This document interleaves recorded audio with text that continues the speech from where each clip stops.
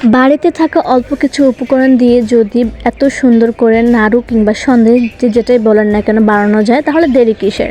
তো hello everyone, আসসালামু আলাইকুম। আজকে আমি আপনাদের সাথে শেয়ার করব আমি বাসায় বসে অল্প কিছু উপকরণ দিয়ে কীভাবে বাজারের মতো করে এত ইয়ামি নাড়ু বানিয়েছি।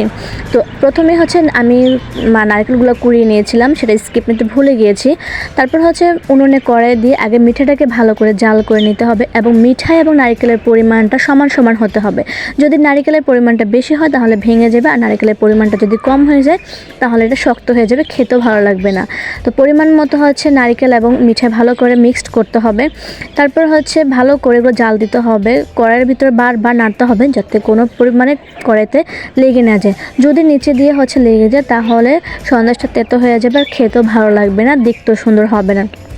তো ভালো করে নাড়তে হবে, আর এদিকে খেয়াল রাখতে হবে যাতে ভালো করে এটা পাক হয়েছে কিনা বা আঠালো হয়েছে কিনা। যদি এটা আঠালো না হয় তাহলে এটা খেতেও ভালো লাগবে না এবং ভেঙে যাবে।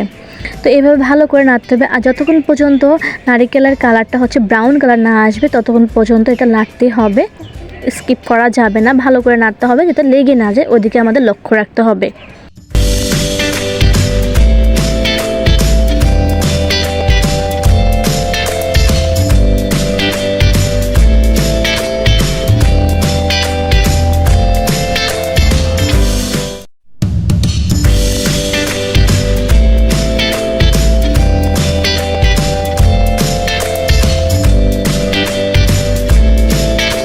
এই তো নারকেলের কালারটা যখন ব্রাউন কালার চলে আসবে, বাদামি কালার মতো হয়ে যাবে, তখন হচ্ছে আমাদের এটা দ্রুত নামিয়ে ফেলতে হবে।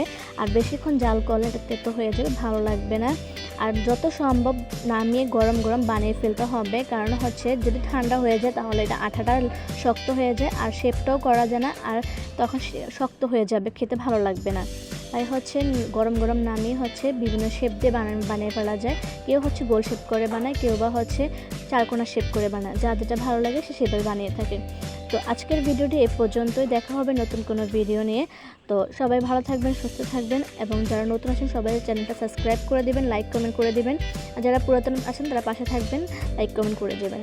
তো ভালো থাকবেন।